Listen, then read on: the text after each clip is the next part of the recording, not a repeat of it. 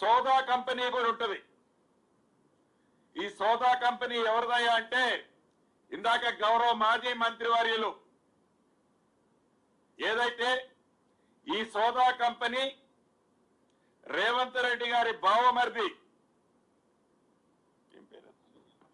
సుజన్ రెడ్డికి సంబంధించిందని అంటున్నారు. నిజం. ఈ సోదా కంపెనీ అన్నది రేవంత్ రెడ్డి గారి సొంత బావమరిది కాదు. రేవంత్ రెడ్డి గారి భార్య తరపున ఆ ఫ్యామిలీ నుంచి వచ్చిన వ్యక్తి. దానికంటే ఇంకా వారికి దగ్గర బంధుత్వం ఇంకొకటి ఉంది. ఎవరికి దగ్గర బంధుత్వం? కేటీఆర్ గారికి. ఈ సుజన్ రెడ్డి గారు ఎవరయ్యా అంటే నా మీద ఎమ్మెల్యేగా ఎగనెస్ట్ గా పోటీ చేసిన టిఆర్ఎస్ పార్టీ అభ్యర్థి ఉపేందర్ రెడ్డి గారికి స్వయాన అల్లుడు. సుజన్ రెడ్డి గారు ఎవరయ్యా అంటే TRS party oblique BRS party తరఫున 2023 జరిగిన సార్వత్రిక ఎన్నికల్లో ఖమ్మంలోని పాలేరు నియోజకవర్గం నుంచి బిఆర్ఎస్ పార్టీ అభ్యర్థి ఉపేందర్ రెడ్డి గారి సొంత అల్లుడు. ఇదే సుజన్ రెడ్డి గారికి, ఇదే సోదా కంపెనీకి వారు మొదటిసారి ప్రభుత్వంలోకి వచ్చినప్పుడు పాలమర్రు రంగారెడ్డిలోని ప్యాకేజీ నెంబర్ 7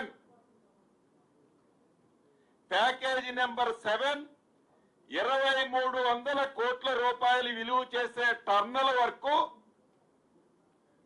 ఈ టర్నల్ వర్క్ 1100 కోట్లు పైగా విలువ చేసే వర్క్ ని అఫీషియల్ గా ఈ సోదా కంపెనీ ఎండీగా ఉన్న సుజన్ రెడ్డి గారికి ఆనాడు కాంగ్రెస్ పార్టీలో గెలిచి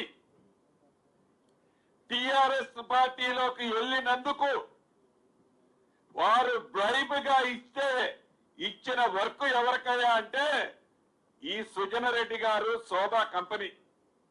అది వారి బంధం. ఆ బంధాన్ని తీసుకొచ్చి ఏదైతే ఏఎంఆర్, సోదా,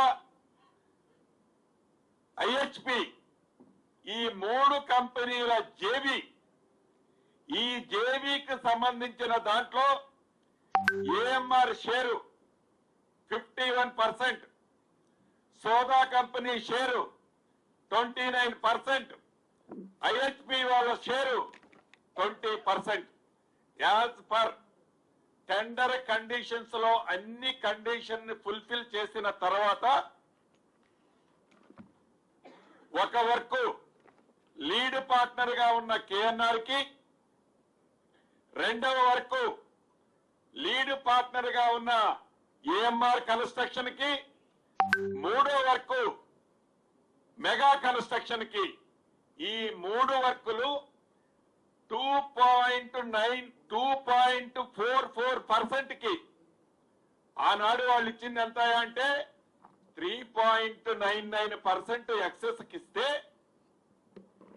ఈ ఇందిరమ్మ రాజ్యంలో గౌరవ ముఖ్యమంత్రి రేవంత్ రెడ్డి గారి నాయకత్వంలోని ఈ ప్రభుత్వం 2.44% ఎక్సెస్ కి ఈ 3 కంపెనీలకి లీడ్ పార్ట్నర్ గా ఉన్న ఈ కంపెనీలకి ఈ టెండర్లు ఇవ్వటం జరిగింది. ఈ టెండర్లో ఎవరైతే వేశారో అన్ని టెండర్లు ఓపెన్ చేయడం జరిగింది. మూడో విషయం ఈ టెండర్లలో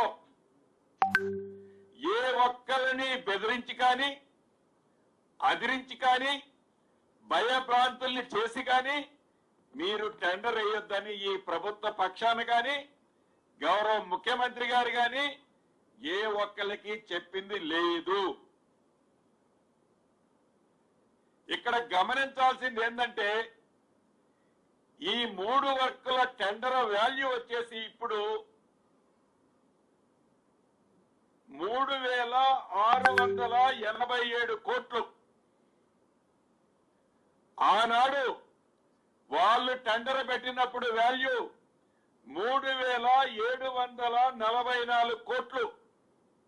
అంటే ఆనాటి ప్రభుత్వం టెండర్ పెడితే దాన్ని మళ్ళీ రీటెండర్ చేస్తే వచ్చిన విలువ ఎంత అయ్యా అంటే 54 కోట్ల చిల్లర తగ్గిందే తప్ప ఒక్క రూపాయి కూడా ఎక్కువ, అంటే గతంలో పిలిచిన టెండర్ల కంటే ఎక్కువ కాలేదు అనేది వారు గ్రహించకపోవటం చాలా బాధాకరమైన అనిపిస్తుంది. విమర్శ చేయొచ్చు, విమర్శ చేసే దాంట్లో అసలు పస ఉండాలా. పస లేకుండా గుడ్డ కాల్చి మీదేస్తే ఆ గుడ్డ మా మీద కాదు పడేది, మీ మీద పడి మీరే దాంట్లో ఆ మంటలో కాలిపోతారే తప్ప ఎదట వ్యక్తి కాలిపోతాడేనో, ఎదట వ్యక్తి ఏదో పదవి పోతే ఇందాక పిల్లి ఉట్టి కథ చెప్పానే, అదే రకంగా ఆ పదవి నాకేదో మంచి జరుగుద్దని అనుకోవటం వాళ్ళ యొక్క అవివేకానికి నిదర్శనం. అసలు నేను ఈ వేదిక ద్వారా 2 విషయాలు గౌరవ మాజీ మంత్రి గారిని సూటిగా ప్రశ్నిస్తున్నా. మొదటి విషయం, మీరు టెండర్లు పిలిస్తే మీరు 3.99% అంటే 4% మీరు ఎక్సెస్ కి శాంక్షన్ చేస్తే దాన్ని కాదని 2.44% కి ఇస్తే మీకు వచ్చిన కడుపు నొప్పి ఏమిటి? అసలు మీరు ఏదైతే అభియోగం చేస్తున్నారో మరొక్కసారి ఛాలెంజ్ చేస్తున్నా, 8,888 కోట్లని మీరు ఏది ఫ్రాడ్ జరిగిందన్నారు కదా, 8,800 కోట్లు మీరు టెండర్ పిలిచినట్లుంటే మంత్రిగా నేను రాజీనామా చేస్తా, మంత్రిగా నేను రాజీనామా చేస్తా. పిలవకుండా పిలిచిన టెండర్ వాల్యూ 3,516 కోట్లు 17 కోట్లు అయితే మీ శాసనసభ్యులందరినీ రాజీనామా చేయమనట్లా మీరు రాజీనామా చేయండి. శాసనసభ్యుడిగా మీరు శాసనసభ్యుడిగా రాజీనామా చేయమని ఛాలెంజ్ ఇస్తున్నా. అసలు అది అడ్మినిస్ట్రేషన్ శాంక్షన్, టెండర్ వాల్యూ 3,516 కోట్లు. అడ్మినిస్ట్రేషన్ శాంక్షన్ అంటే దాంట్లో ఉండే ట్యాక్సులు, వర్క్ కు సంబంధించి ట్యాక్సులు ఇతరత్రా కలిపే 5,385.05 కోట్లు ట్యాక్సులు అన్ని కలిపి. కాంట్రాక్టుకు సంబంధించింది 3,515 కోట్లు.